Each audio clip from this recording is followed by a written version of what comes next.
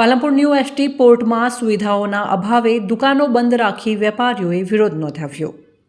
બનાસકાંઠા જિલ્લાના પાલનપુરમાં નવનિર્મિત new ST port વેપારીઓ માટે માથાનો દુખાવો બન્યો છે।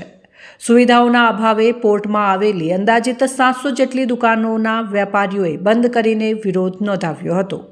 વેપારીઓના મતે ન્યૂ એસટી પોર્ટ બનાવ્યા બાદ કોઈપણ પ્રકારની સુવિધાઓ આપવામાં આવતી નથી।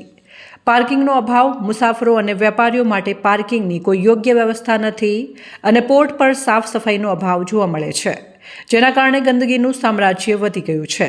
ન્યૂ એસટી પોર્ટ અસામાજિક તત્વોનો અડ્ડો બની ગયું છે, જેના કારણે સુરક્ષાનો પ્રશ્ન ઊભો થયો છે। વેપારીઓની રજૂઆત છે કે સરકારે શાયોના કન્સ્ટ્રક્શનને ન્યૂ એસટી પોર્ટ બનાવવાનો કોન્ટ્રાક્ટ આપ્યો હતો, પરંતુ બિલ્ડરે નિર્માણ બાદ કોઈપણ પ્રકારની સુવિધાઓ પૂરી પાડી નથી। આના વિરોધમાં ન્યૂ એસટી પોર્ટના 200 જેટલા વેપારીઓ રેલી સ્વરૂપે કલેક્ટર કચેરીએ પહોંચ્યા હતા અને પોતાની મુશ્કેલીઓ રજૂ કરી હતી। વેપારીઓના બંધ અને સુવિધાઓના અભાવને કારણે ન્યૂ એસટી પોર્ટમાં આવતા જતા મુસાફરોને પણ ભારે હાલાકીનો સામનો કરવો પડી રહ્યો છે। જો આગામી સમયમાં મુશ્કેલીઓનો અંત નહીં આવે તો વેપારીઓએ ઉગ્ર આંદોલન કરવાની ચીમકી ઉચ્ચારી છે।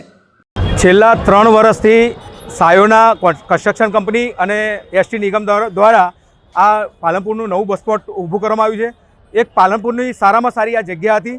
છેલ્લા 1 વર્ષથી અહીંયા લુખા તત્વોનો ત્રાસ છે, સફાઈ નથી, પાણી, લાઇટ અને તમામ સુવિધાઓમાં તકલીફ છે। અત્યારે 700 જેટલી દુકાનો છે અને તમામ લીઝ ધારકો અત્યારે અહીંયા આગળ ઉપસ્થિત એટલા માટે થયા છે કે એમને જે યુટિલિટી આપવાની હતી એ કોન્ટ્રાક્ટર અને એસટી નિગમે આપી નથી। આજે બધા ભેગા થઈ અને કલેક્ટર સાહેબને આવેદનપત્ર આપશે અને આ બાબતે રજૂઆત કરશે કે તમામ સુવિધાઓ સરસ કરવામાં આવે।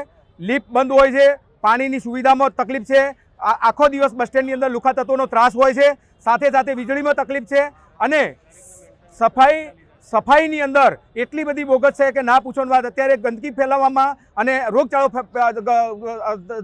થાય એના માટે અત્યારે કમ્પ્લેટ ચોમાસું છે અને ચોમાસાની અંદર એટલો રોગચાળો ફેલાય, એટલી ગંદકી છે, એટલે સફાઈ કરવામાં આવે।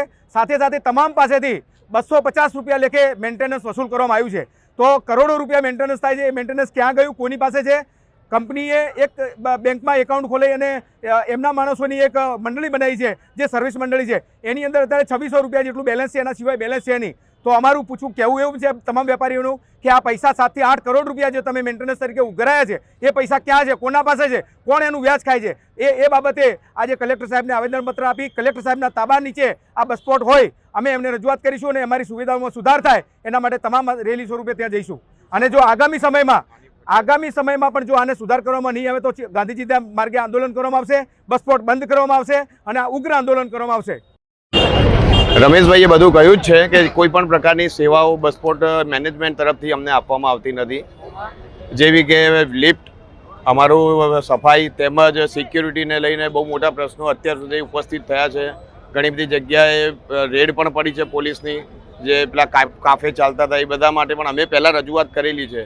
હવે મુદ્દાની વસ્તુ એ છે કે અમારી પાસેથી પર સ્ક્વેર ફીટ 250 રૂપિયા આ લોકોએ મેન્ટેનન્સ લઈ અને આજીવન મેન્ટેનન્સની અમને જવાબદારી મીન્સ કે બાંયધરી આપેલી, પરંતુ જ્યારે અમે એનું એકાઉન્ટ અને બધું ચેક કરાવ્યું તો જે કમિટી બનાવેલી છે એ લોકોએ એ એકાઉન્ટમાં માત્ર 2600 રૂપિયા જ હતા।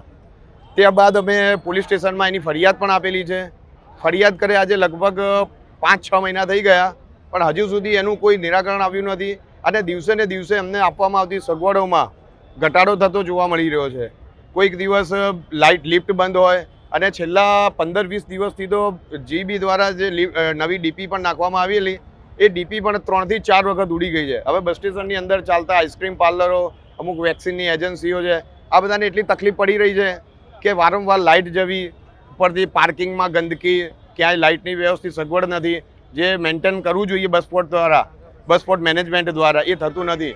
તો એને જોઈ અને અમે આજે એક ઉગ્ર આંદોલનની વિચારણા કરી છે કે આજે એક વખત ખાલી અમે સ્વયંભૂ અમારી દુકાનો બંધ રાખીશું અને જો અમને કંઈ એનો નિરાકરણ નહીં આવે તો નેક્સ્ટ ટાઈમ અમે બસ સ્ટેશન આખું બંધ રાખી અને ગાંધીજી માર્ગે બસ સ્ટેશન એન્ટ્રીના દરવાજા ઉપર જ અમે સ્વયંભૂ રામધૂન બોલાવીશું અને બેસી જઈશું। ત્યાં ન બસ અંદર આવશે કે ન કંઈ નહીં, પછી જે આ લોકોને જે કરવું એ કરે। અત્યારે અમે કલેક્ટર સાહેબને આવેદનપત્ર આપીએ છીએ અને જોઈએ કે અમારું શું આનું નિરાકરણ આવે।